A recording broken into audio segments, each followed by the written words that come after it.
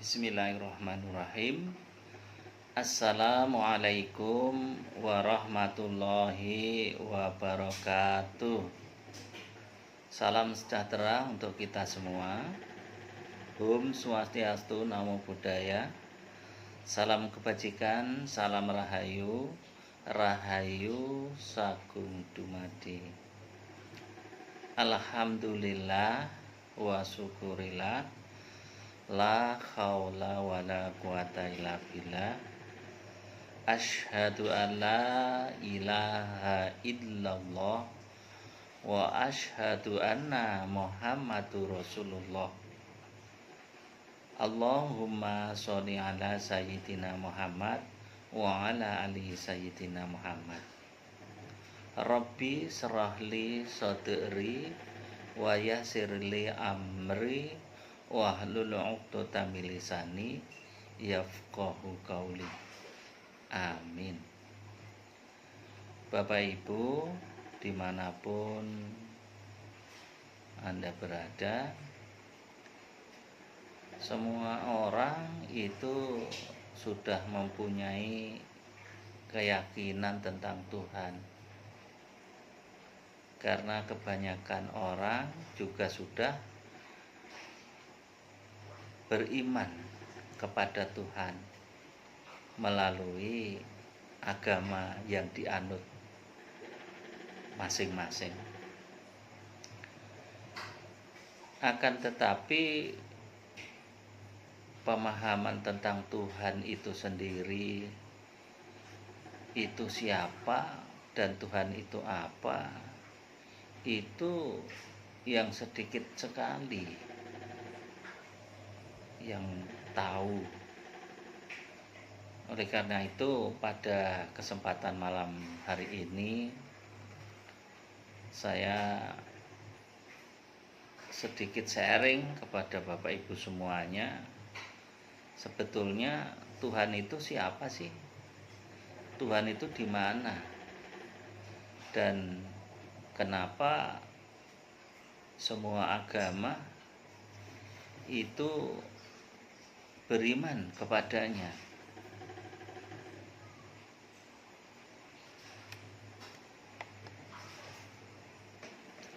Tuhan itu sebetulnya adalah merupakan kesadaran semesta ini. Kesadaran Tuhan berarti merupakan kesadaran semesta ini.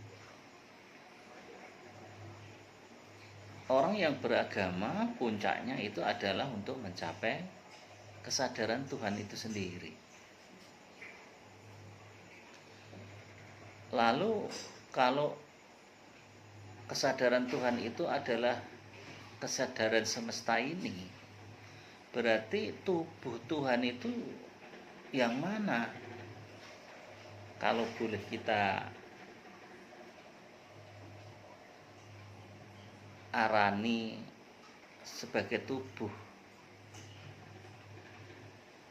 atau sosok, padahal Tuhan tidak bertubuh dan tidak bersosok.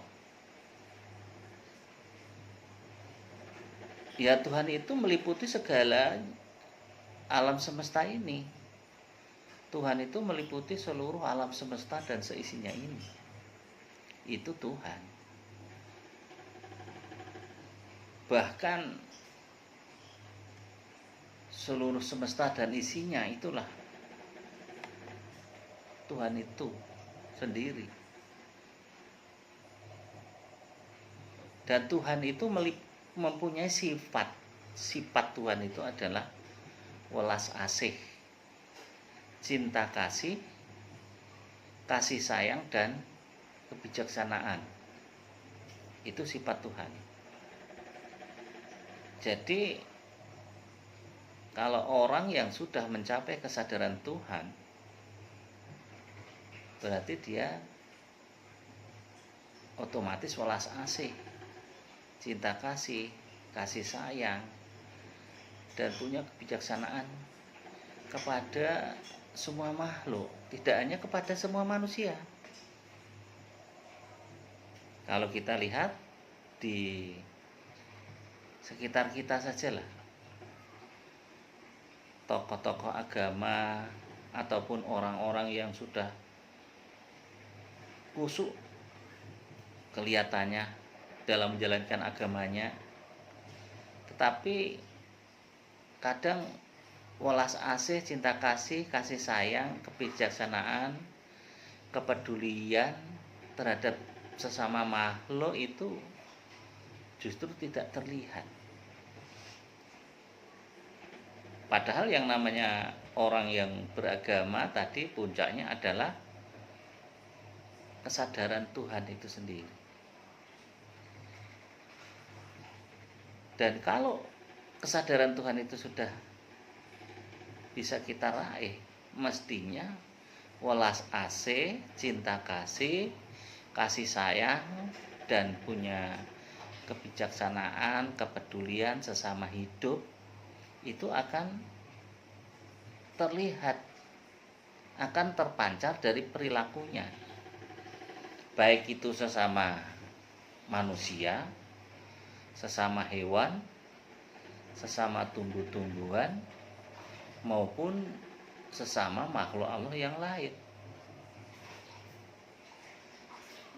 Kalau kita lihat di masyarakat kita, di sekeliling kita saja,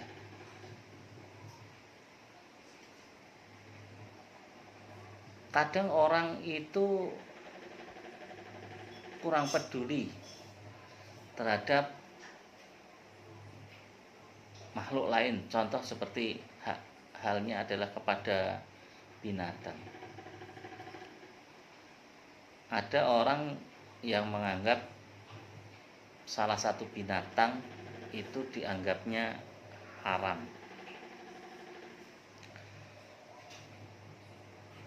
Kalau binatang itu haram, kenapa diciptakan oleh Allah? Seperti itu.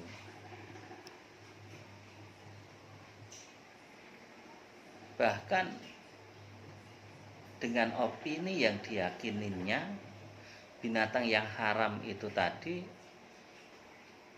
jangankan mendekat, baru mau mendekat saja sudah dilempari. Itu yang terlihat di masyarakat kita.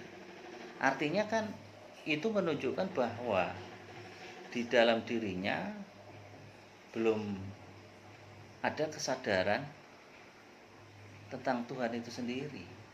Padahal kalau dilihat ke dalam, siapa yang menghidupi hewan tadi yang dianggap haram tadi? Yang menghidupi kan Allah juga.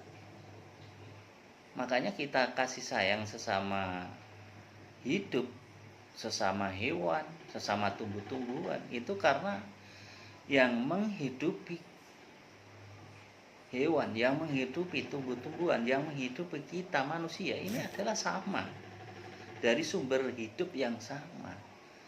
Ya hidup, ya yang maha hidup itu sendiri yang menghidupi.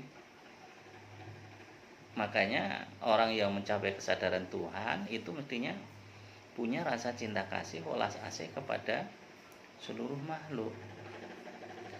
Dan ini bisa kita gunakan untuk introspeksi kepada diri kita masing-masing. Kalau diri kita itu belum mempunyai rasa cinta kasih, belum mempunyai rasa welas asih, belum mempunyai rasa kasih sayang sesama hidup, berarti menunjukkan bahwa kesadaran diri kita tentang ketuhanan itu masih belum tercapai, seperti itu. Dan itu tidak bisa dibikin-bikin atau dibuat-buat, karena rasa cinta kasih, welas asih itu adalah dari pancaran Tuhan itu sendiri. Kalau begitu, lalu siapa yang menciptakan Tuhan itu?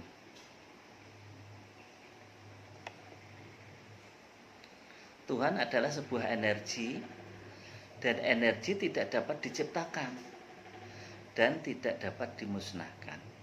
Kalau Tuhan itu energi, Berarti Tuhan itu muncul dari ketiadaan, tanpa awal, tak berawal dan tak berakhir. Energi itu abadi.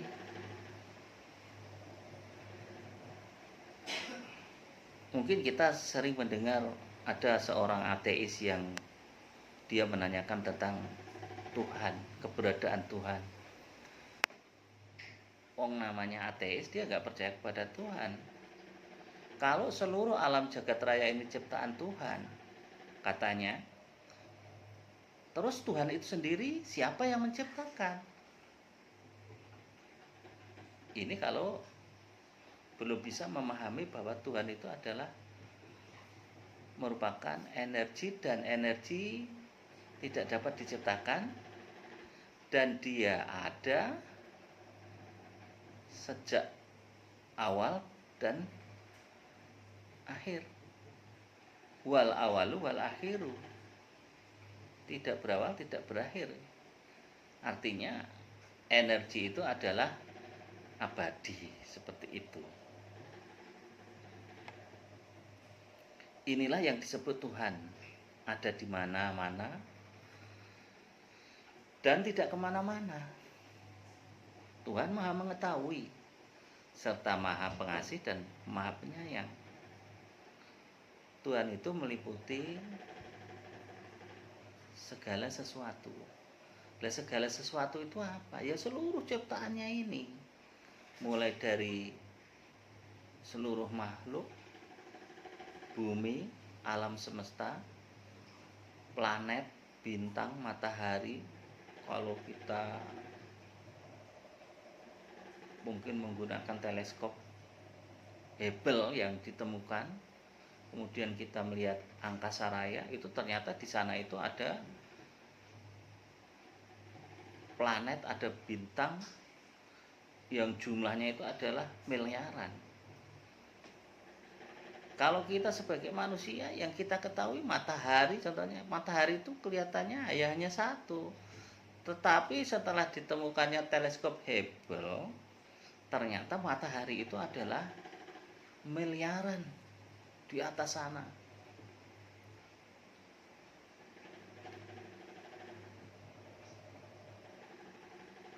Dan Tuhan itu adalah tunggal. Tuhan itu adalah esa.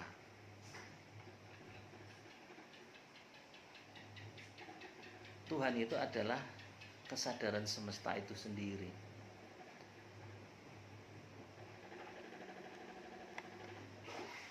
Lalu kalau begitu Tuhan itu apa? Apakah dia sosok? Jelas bukan. Tuhan itu bukan sosok. Kalau sosok berarti kan makhluk. Tuhan itu tidak bisa diserupakan dengan apapun. Kalau orang sufi menyebutnya itu adalah Tuhan itu laisa kamitslihi syai'un, tidak bisa diserupakan dengan apapun. Itu pun hanya untuk memudahkan pemahaman kita dalam menjelaskan tentang Tuhan itu sendiri.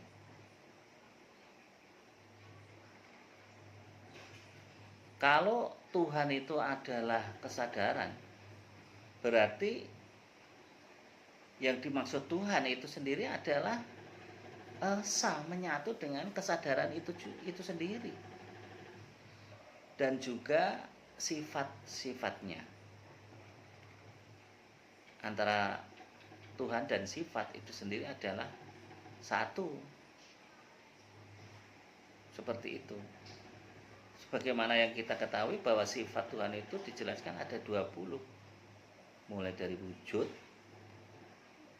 kidam, bako, mukolafatuhu lil kawadisi, qiyamuhu binafsihi, wahdaniyah, kudrat, irodat, ilmu, hayat, sama, basor, kalam, qadiron, muridan, hayun, ngaliman,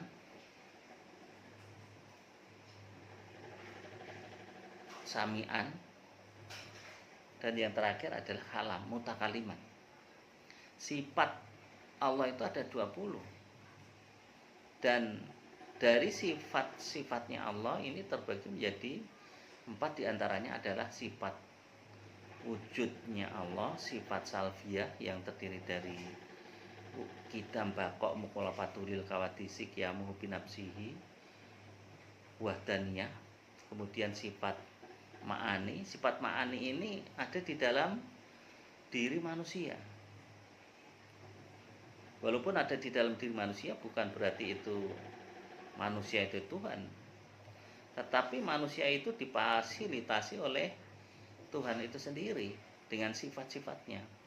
Mulai dari kuasa, kudrot, irodat, kehendak, kudrot, irodat, ilmu, hayat, hidup, kemudian basiron, sami, penglihatan, pendengaran, kemudian kalam, perkataan kita ini. Jadi sifat-sifat Allah, sifat ma'ani yang diberikan kepada Allah kepada manusia itu adalah menunjukkan bahwa sesuai dengan apa yang disampaikan oleh Kanjeng Nabi yang sudah diabadikan di dalam Al-Quran, sebagaimana firman Allah, ya Muhammad, apabila umatmu bertanya tentang aku, maka aku dekat. Jadi Allah itu dekat. Aku tidak jauh dari urat leher. Bahkan kalau Allah itu tidak jauh dari urat leher, berarti kan Allah dekat sekali. Urat leher itu apa yang bisa kita lihat? Detak jantung di sana. Detak jantung itu tanda apa? Tanda hidup. Jadi Allah itu adalah yang hidup itu sendiri. Kalau Allah itu yang hidup itu sendiri, berarti hidup itu Allah. Mungkin kalau dikatakan bahwa hidup itu Allah, kelihatannya lucu.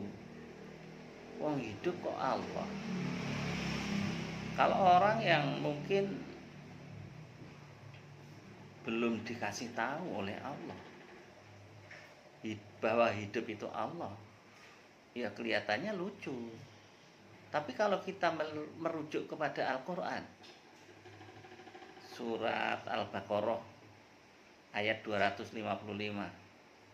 di sana Allah berfirman, Allahu la ilaha illa huwal hayyul qayyum la ta'khudhuhu sinatun wa la naum. Allahu la ilaha illa huwal hayyul qayyum. Allah tidak ada Tuhan selain yang hidup dan berdiri sendiri dan terus menerus mengurus makhluknya. Jadi Allahu la ilaha illa huwal hayyul qayyum. Allah tidak ada Tuhan selain Dia yang hidup dan berdiri sendiri. Jadi Allah itu adalah yang hidup itu sendiri. Dan kalau kita bahwa tadi di awal saya katakan bahwa Tuhan itu adalah yang hidup itu sendiri, inilah buktinya. Jadi bukan hanya dari kata-kata bualan atau dari kata siapa, dari Quran sendiri. Pahami, kalau tidak percaya baca surat Al-Baqarah ayat 255. Dan itu kebanyakan sudah hafal, banyak yang sudah hafal. Itu ayat kursi. Di sana dijelaskan bahwa Allah mengatakan Allah tidak ada Tuhan selain Dia yang hidup kekal, hidup selain Dia. Tidak ada, Allah adalah Tuhan, tidak ada Tuhan selain Dia yang hidup dan berdiri sendiri. Di sana dikatakan seperti itu. Allah tidak ada Tuhan selain Dia yang hidup dan berdiri sendiri. Dan secara terus-menerus menghidupi makhluknya, secara terus-menerus mengurus makhluknya. Jadi maka kalau Allah mengatakan bahwa Allah itu dekat dan Allah selalu bersama dengan makhluknya, wa huwa ma'akum aina ma kuntum, dan aku selalu bersama denganmu dimanapun kamu berada. Ini Allah sendiri yang berfirman. Artinya Tuhan itu adalah dekat. Tuhan itu ada di dalam diri kita. Tuhan juga ada di luar diri kita. Tuhan ada di seluruh alam jagat raya ini. Karena Allah itu adalah, Tuhan itu sendiri adalah Maha Akbar dan tidak terbatas. Makanya Tuhan itu adalah, kalau diibaratkan air laut, kita ini adalah dari setetes air laut itu sendiri. Jadi gambarannya seperti itu.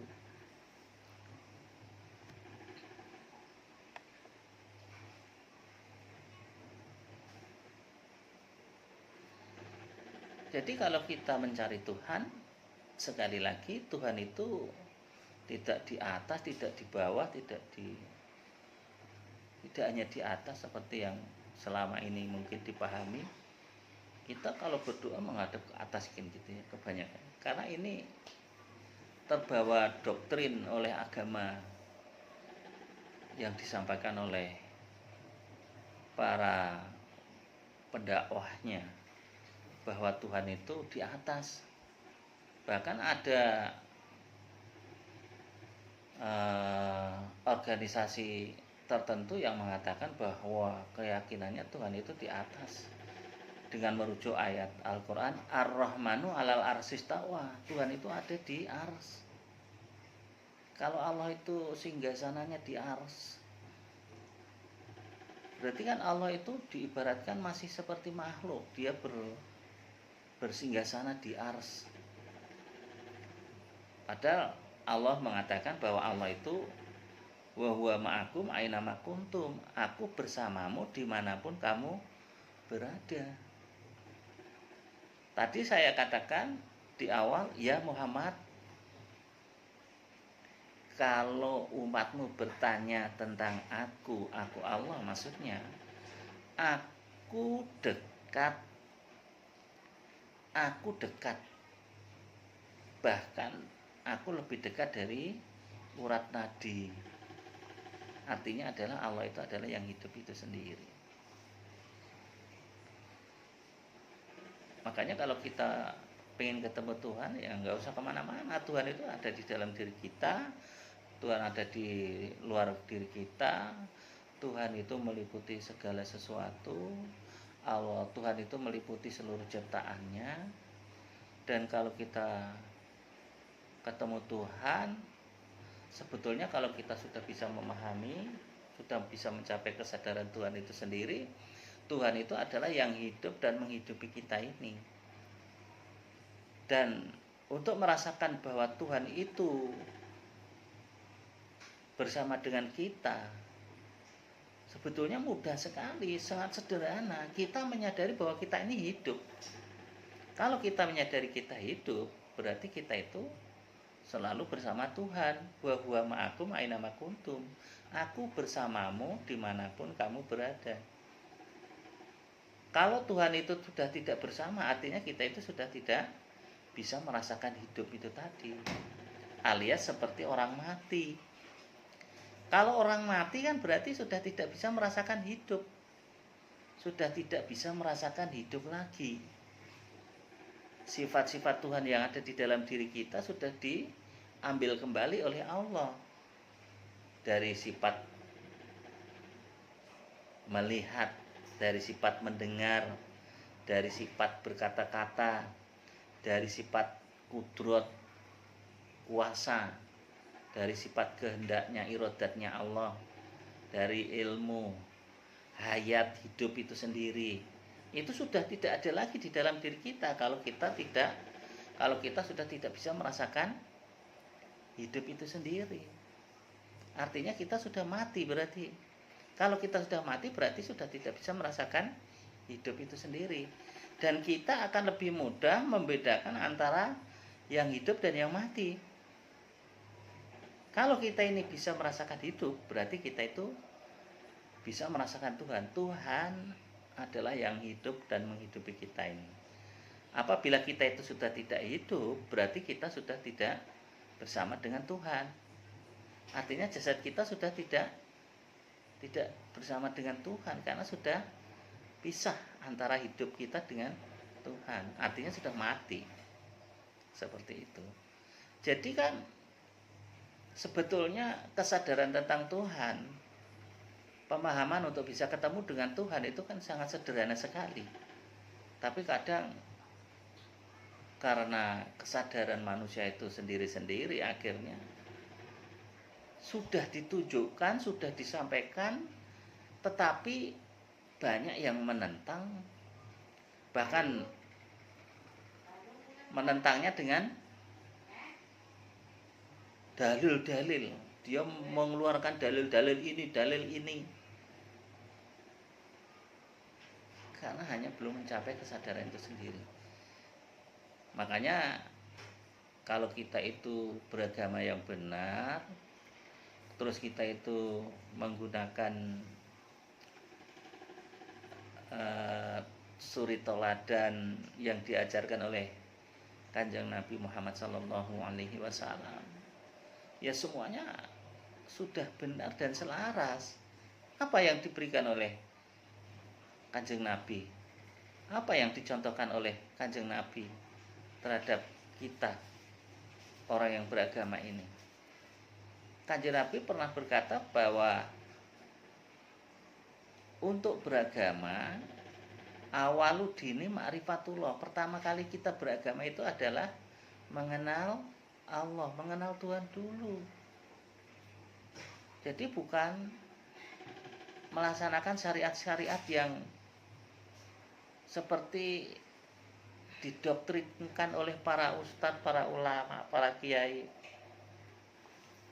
tetapi belum mengenal Tuhan.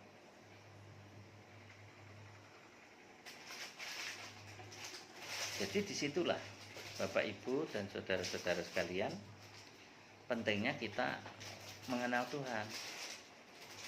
Jadi kalau kita sudah bisa mengenal Tuhan, bisa merasakan kehadiran Tuhan, bisa merasakan keberadaan Tuhan, bahwa Tuhan itu adalah yang hidup dan menghidupi kita ini. Artinya kita bisa merasakan kehadiran Tuhan itu, dan seluruh aktivitas gerak kita itu adalah geraknya Tuhan, bukan gerak manusianya. Kebanyakan manusia itu adalah mempunyai pemahaman bahwa manusia itu bisa bergerak sendiri, bisa hidup sendiri. Makanya kalau manusia masih mempunyai pemikiran yang seperti itu, bahwa hidup ini adalah hidupnya manusia, manusia bisa melihat adalah, yang bisa melihat itu adalah manusianya, manusia bisa mendengar, yang mendengarkan adalah manusianya, manusia bisa berkata-kata, bahwa yang berkata-kata itu adalah manusianya, manusianya bisa bergerak, berdiri, duduk, dan berbaring. Yang memberdirikan, yang mendudukkan, yang membaringkan itu adalah diri manusianya sendiri. Artinya dia belum bisa melepaskan egonya, belum bisa membunuh egonya itu sendiri. Padahal manusia itu adalah mempunyai sifat Adam, kebalikan dengan sifat-sifat Tuhan itu sendiri. Manusia itu sifatnya Adam. Adam itu artinya tidak ada. Kalau manusia itu tidak ada, berarti kan dia tidak bisa apa-apa, tidak sifatnya saja Adam tidak ada. Lah tapi kan manusia itu kenyataannya ada. Manusia ada, ini adalah merupakan wujud dari perwujudannya. Artinya perwujudannya itu adalah perwujudan Tuhan itu sendiri. Merupakan wujud tajalinya, merupakan wujud manifestasinya. Jadi bukan wujud manusianya. Itu secara ma'rifat adalah seperti itu. Memang secara syariat kelihatannya manusia itu adalah wujudnya manusia, tetapi pada hakikatnya, pada esensinya adalah manusia itu tidak ada. Coba kalau kita pikir, misalnya saya itu adalah sekarang usia saya katakanlah 50. Usia 50 itu berarti kan pada waktu itu sebelum usia 50 tahun yang lalu itu kan saya tidak ada. Kalau usia saya sekarang 50.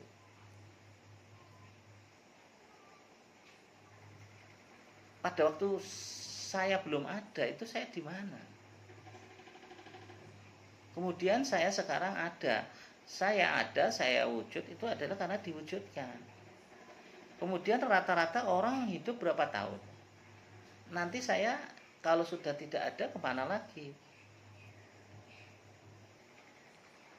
Jadi wujud manusia itu adalah wujud hakikatnya, wujud perwujudannya, wujud tajalinya, wujud manifestasinya, bukan wujud manusianya. Wong nyatanya manusia itu juga tidak bisa apa-apa.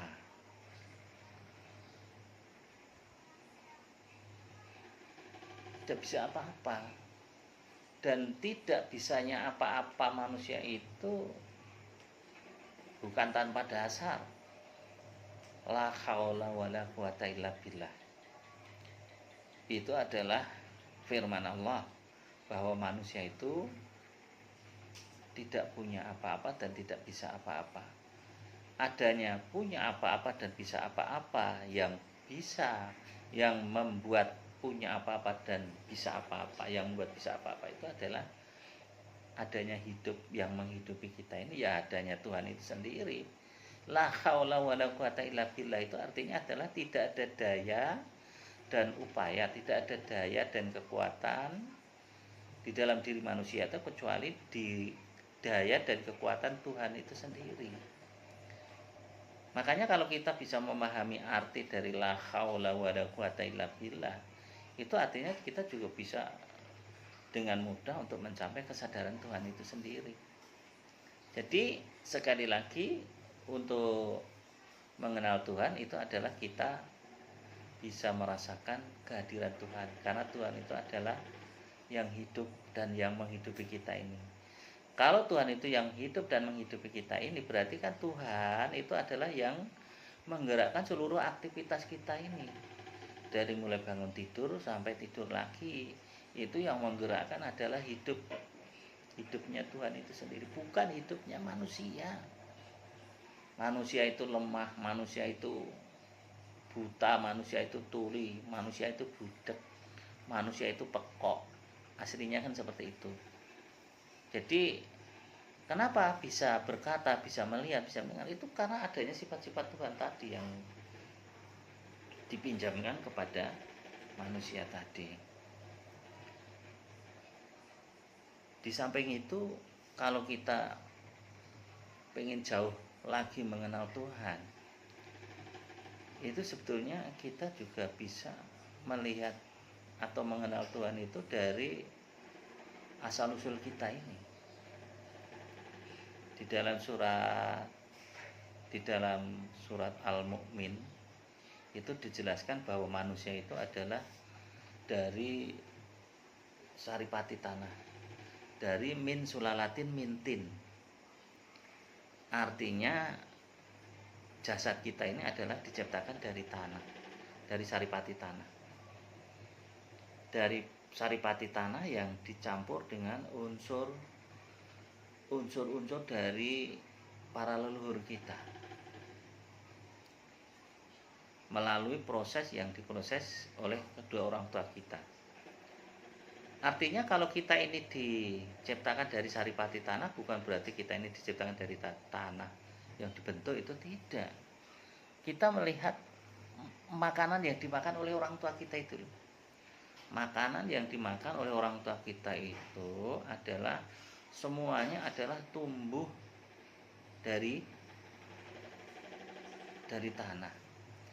Mulai dari sayur-sayuran, mulai dari biji-bijian, mulai dari buah-buahan. Kan semuanya itu tumbuh di tanah. Dan tanaman-tanaman yang tumbuh di tanah itu adalah makanannya adalah dari saripati tanah itu sendiri. Makanya manusia itu diciptakan dari saripati tanah, artinya seperti itu prosesnya. Orang tua kita makan dari hasil tumbuh-tumbuhan tadi, kemudian setelah dicerna masuk ke dalam lambung, dicerna, dipisahkan antara ampas dan sari-sari.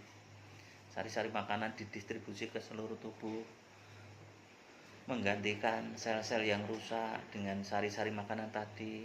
Kemudian dari antara sari-sari makanan tadi ada yang sampai ke tulang sulbi. Untuk ayah jadilah yang namanya sel sperma. Untuk yang ibu jadilah yang namanya sel telur atau ovum. Inilah wujud daripada proses untuk mengenal Tuhan. Artinya kita mengenal Tuhan itu bisa melihat dari proses kejadian kita. Setelah jadi sel sperma dan sel telur, terjadilah pertemuan kedua orang tua kita. Akhirnya terjadilah pertemuan di mana sel telur dibuahi oleh yang namanya sel sperma. Dan ini dijelaskan di dalam Al-Quran bahwa setelah terjadinya pertemuan antara sel sperma dan sel telur ini, terjadilah proses pembuahan, di mana setelah sel telur itu dibuahi, maka akan ditempatkan oleh Allah di tempat yang kokoh, yaitu di rahim. 40 hari pertama menjadi nutfah yang ditempatkan di tempat yang kokoh tadi. 40 hari pertama menjadi segumpal darah, kemudian 40 hari kedua menjadi segumpal daging, 40 hari ketiga menjadi tulang belulang yang dibalut daging, artinya menjadi bentuk yang sempurna. Dan saat itulah Allah berfirman, fa idza sawaituhu wa nafakhtu fihi mir ruhi faqa'u lahu sajidin. Setelah aku sempurnakan kejadiannya, maka aku tiupkan rohku. Jadi setelah aku sempurnakan kejadiannya, maka aku tiupkan rohku. Kata Allah adalah sempurna kejadiannya, artinya janin yang usianya sudah 120 hari atau 4 bulan tadi itu bentuknya sudah sempurna. Dari ujung kepala sampai ujung kaki itu bentuknya sudah sempurna.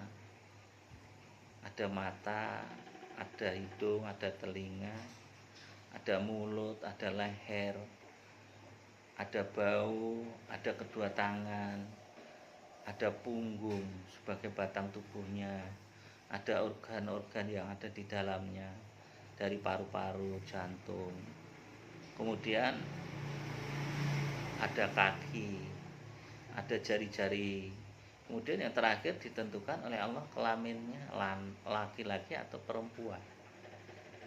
Faida sawaituhu wa nafakhtu fihi mir ruhi, maksudnya adalah seperti itu. Setelah aku sempurnakan kejadiannya, maka aku tiupkan rohku.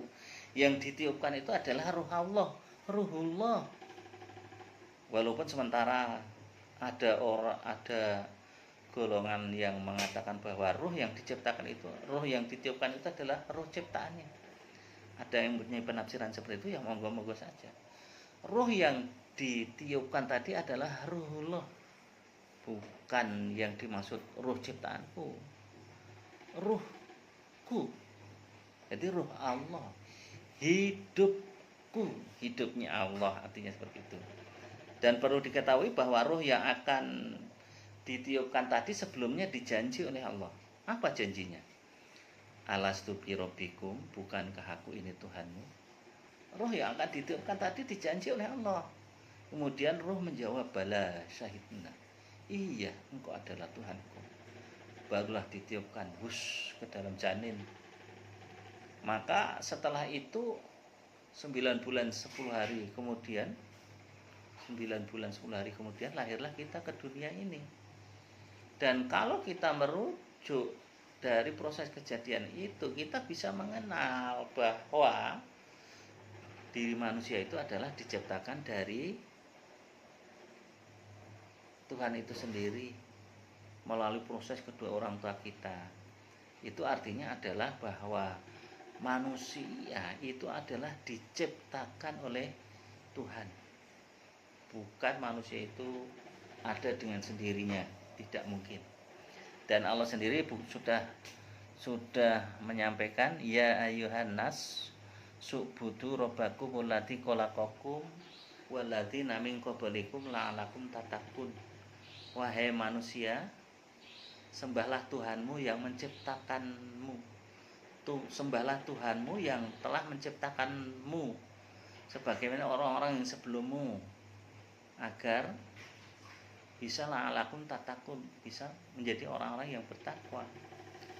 Jadi di situ Allah menjelaskan bahwa kita ini manusia itu adalah makhluk ciptaannya. Dan yang perlu digarisbawahi, kalau kita ini adalah hanya sebagai makhluk ciptaannya, artinya kalau ciptaan itu ya tidak bisa apa-apa, kita tunduk. Kita sebagai makhluk yang diciptakan artinya kita tunduk, patuh, taat kepada yang menciptakan. Karena yang segalanya yang menghidupi itu adalah yang menciptakan tadi. Seperti itu. Jadi mengenal Tuhan itu bisa dicapai, bisa kita gali atau kita peroleh melalui beberapa jurusan seperti itu ya, atau beberapa cara. Cara yang pertama tadi yang sudah saya sebutkan adalah mengenal Allah dengan mengenal hidup. Karena roh yang ditiupkan atau hidup yang ada di dalam diri kita itu adalah hidupnya Tuhan. Dan kita bisa merasakan kehadiran Tuhan, bisa merasakan keberadaan Tuhan, itu adalah dengan bisa merasakan bahwa diri kita itu adalah hidup itu tadi. Hidup yang ada di dalam diri kita adalah hidupnya Tuhan. Kemudian yang kedua, dengan mengetahui asal-usul kejadian kita. Ternyata kita ini adalah makhluk yang diciptakan dari saripati tanah melalui proses kedua orang tua kita, yang ternyata kita ini adalah dari makhluk yang diciptakan oleh Tuhan itu sendiri. Dan yang perlu kita garis bawahi sekali lagi, bahwa kalau kita ini diciptakan dari Tuhan, kita adalah tunduk patuh kepada Tuhan itu sendiri. Kemudian untuk mengenal Tuhan yang berikutnya adalah dengan mengenal sifat-sifatnya. Melalui sifat-sifatnya. Sifat 20 tadi. Jadi itulah beberapa cara untuk mengenal Tuhan. Jadi seperti itu. Kemudian Bapak Ibu,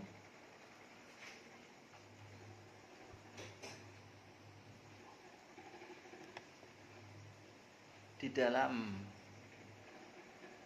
apapun seisi semesta ini ada yang namanya kepingan dari Tuhan atau cahaya Tuhan itu sendiri. Kalau secara gamblang, Allah itu adalah wal awalu wal akhiru. Allah itu adalah merupakan energi yang tidak berawal dan tidak bisa dimusnahkan. Allah adalah energi dan sifatnya energi itu adalah ada, tidak diciptakan dan tidak dapat dimusnahkan. Tetapi energi itu bisa bertransformasi. Artinya Allah menciptakan cahayanya, kemudian cahayanya itulah yang disebut bahan dasar dari seluruh alam semesta ini. Itulah yang disebut sifat Tuhan. Jadi kalau kita bisa menelusur jauh ke depan atau jauh ke belakang mengenai asal usul kejadian alam semesta ini, bahwa alam semesta itu adalah tadinya tidak ada siapa-siapa, adanya hanya kekosongan, adanya hanya Allah. Dan Allah pada waktu itu belum bernama Allah, tapi Allah pengen dikenal, maka diciptakanlah makhluk-makhluk. Yang pertama diciptakan itu adalah cahayanya tadi, dan cahaya Allah yang diciptakan pertama kali itulah yang dinamakan cahaya Muhammad. Cahaya Muhammad atau Nur Muhammad itulah sebagai bahan dasar dari seluruh alam semesta ini, termasuk bahan baku dari manusia. Maksudnya adalah yang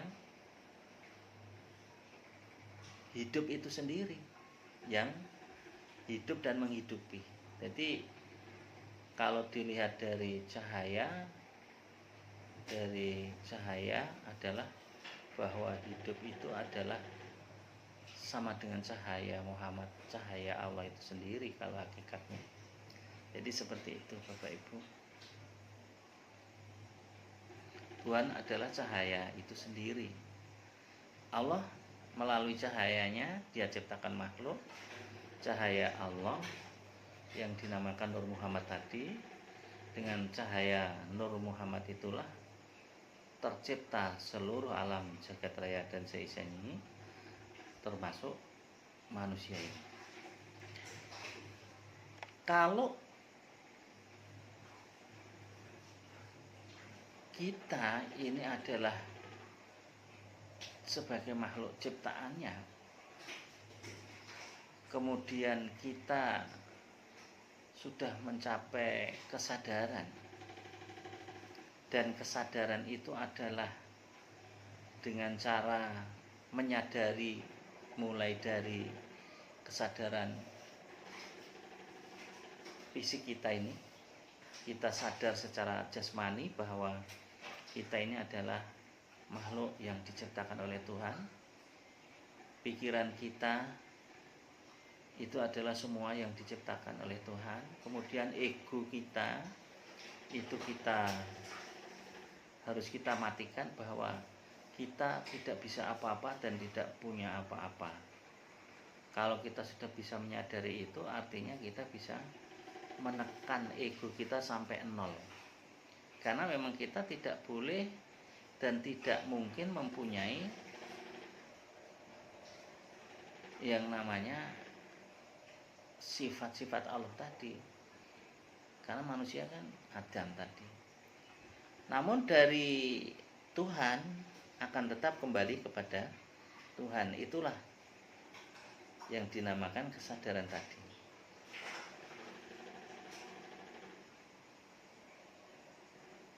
Kalau manusia sudah bisa mencapai kesadaran Tuhan dan sudah bisa menerapkan di dalam kehidupan sehari-harinya, itu adalah merupakan gerak Tuhan, ya artinya kita bakal mencapai kesempurnaan itu sendiri, sehingga seluruh aktivitas gerak kita dari mulai bangun tidur dan tidur lagi itu adalah merupakan aktivitas Tuhan itu sendiri, atau af'alullah. Sudah bukan syariat manusianya lagi, tetapi merupakan syariat Tuhan, karena sudah mencapai kesadaran ketuhanan tadi. Yang hidup dan menghidupi jasad kita itu adalah hidupnya Tuhan. Kita bisa berdiri, yang memperdirikan adalah Tuhan. Kita bisa punya kehendak, yang berkehendak itu adalah Tuhan. Kita bisa berkata-kata, yang memberkata-katakan adalah Tuhan itu sendiri dengan sifat kalamnya. Kita bisa melihat, yang memperlihatkan adalah Tuhan itu sendiri dengan sifat basornya. Kita bisa mendengar, adalah yang memperdengarkan adalah Tuhan itu sendiri dengan sifat samanya. Kemudian kita punya banyak ilmu, banyak pengetahuan. Itu adalah merupakan ilmunya Tuhan itu sendiri dengan sifat ilmunya. Kita bisa berdiri, bergerak, mulai dari bangun tidur sampai tidur lagi, itu adalah karena kita hidup, dan hidup kita ini adalah hidupnya Tuhan itu sendiri. Kalau kita sudah bisa menyadari itu, berarti seluruh aktivitas kita itu adalah merupakan syariatullah, bukan syariatun nastat lagi. Jadi kalau kita sudah mencapai kesadaran Tuhan, kita bisa melaksanakan seluruh aktivitas kita dari bangun tidur sampai tidur lagi, itu adalah merupakan aktivitas Tuhan itu sendiri. Artinya adalah syariatullah, sudah bukan syariatun nastat lagi. Makanya bedanya orang yang hanya belajar syariat dengan orang yang belajar hakikat dan makrifat adalah di sini. Kalau orang yang belajar hanya syariat, itu menganggap bahwa seluruh aktivitas ini adalah aktivitas manusianya, aktivitas diri manusianya. Padahal manusia itu kan tidak bisa apa-apa, tidak punya apa-apa kalau tidak dihidupi oleh Tuhan itu sendiri. Makanya inilah kunci dari awal, bahwa awaluddin ma'rifatullah. Pertama kali kita beragama itu adalah mengenal Allah. Setelah kita sudah bisa mengenal Allah, barulah kita itu melaksanakan syariat dalam kehidupan sehari-hari. Dan syariat yang dilakukan di dalam kehidupan sehari-hari itu adalah merupakan syariatullah.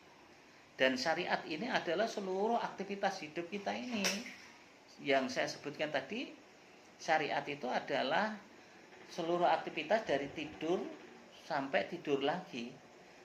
Dari tidur sampai dari bangun tidur sampai tidur lagi, itu adalah merupakan syariatullah.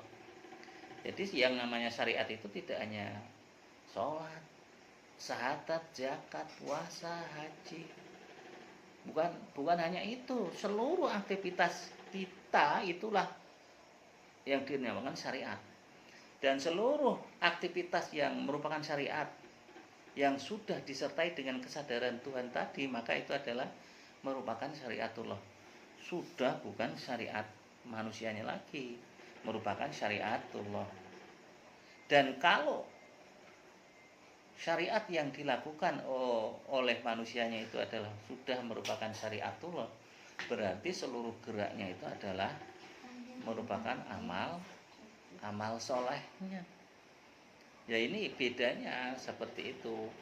Amal soleh itu adalah amal manusia yang sudah mengenal Tuhan, yang sudah bisa merasakan kehadiran Tuhan, sudah bisa merasakan keberadaan Tuhan, sudah bisa menyaksikan Tuhan. Artinya menyaksikan adalah sudah bisa melihat Tuhan dengan jelas, sudah bisa menyatakan Tuhan itu sendiri. Ternyata Tuhan itu adalah yang hidup dan menghidupi kita ini. Allahu la ilaha illa huwal hayyul qayyum. Allah tidak ada Tuhan selain yang hidup dan berdiri sendiri, yang terus-menerus menghidupi makhluknya, yang terus-menerus mengurus makhluknya. Seperti itu.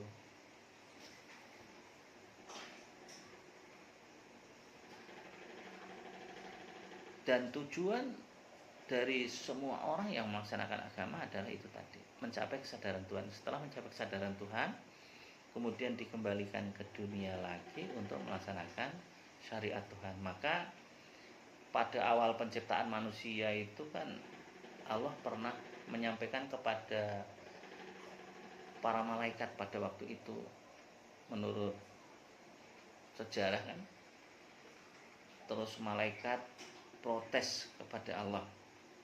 Kalau mungkin dibahasakan secara anak sekarang, ya Allah, kenapa engkau mau menciptakan makhluk yang namanya manusia? Padahal yang namanya manusia itu hanya akan melakukan pertumpahan darah. Apa jawab Allah? Aku lebih tahu daripada engkau. Dan akhirnya diciptakanlah manusia yang punya visi dan misi sebagai khalifatullah fil ard, sebagai wakilnya Allah di muka bumi ini. Dan dialah yang dinamakan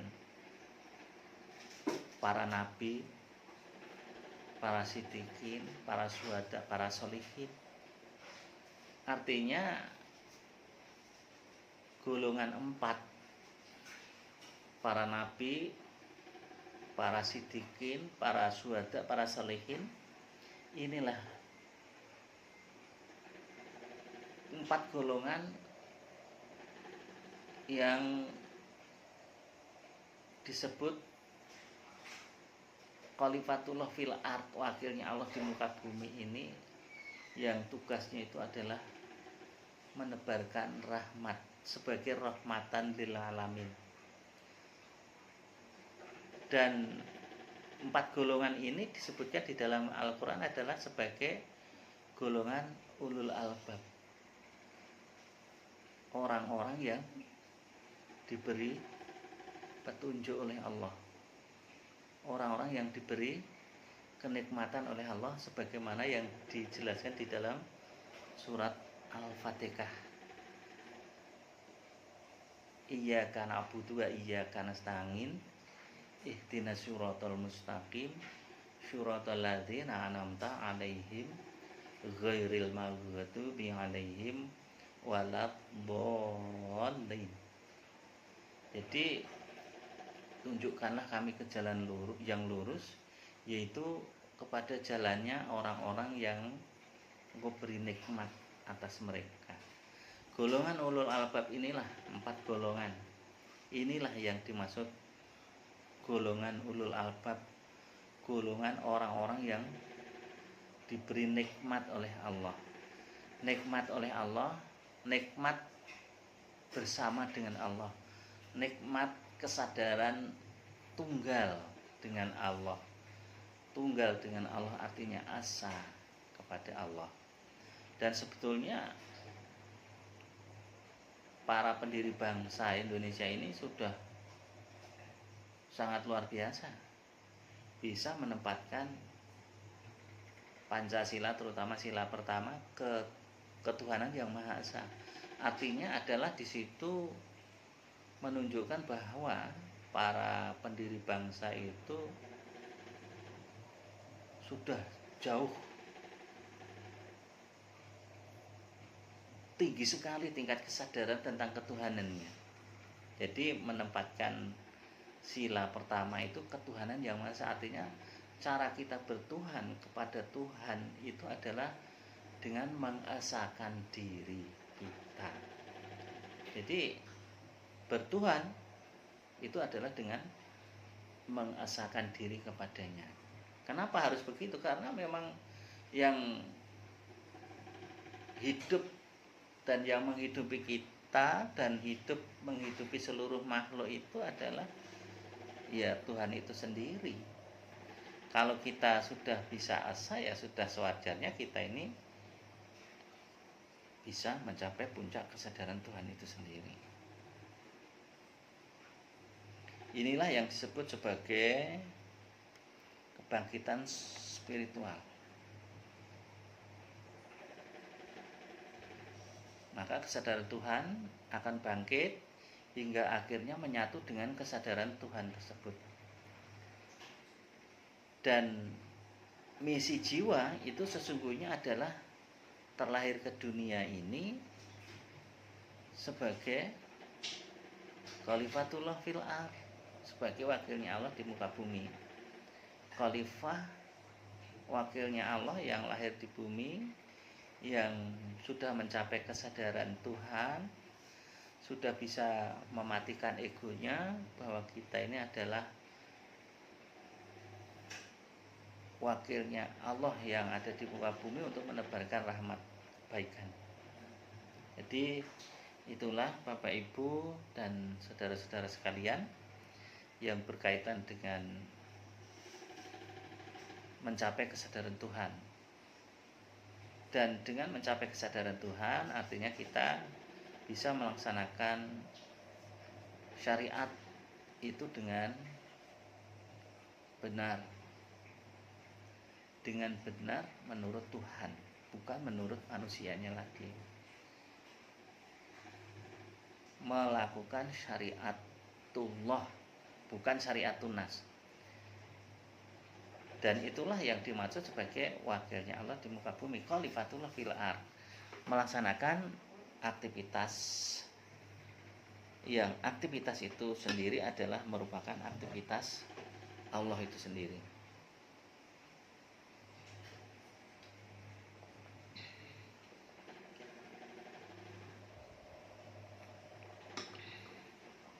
Baiklah Bapak Ibu, saya kira itu yang bisa saya sharingkan pada malam hari ini. Mudah-mudahan bisa memberikan manfaat kepada kita semua dan bisa menjadikan referensi kita dalam rangka untuk mencapai kesadaran Tuhan. Kalau kita sudah bisa mencapai kesadaran Tuhan, artinya kita akan menjadi insan, akan menjadi manusia yang sempurna. Dan itulah yang kita harapkan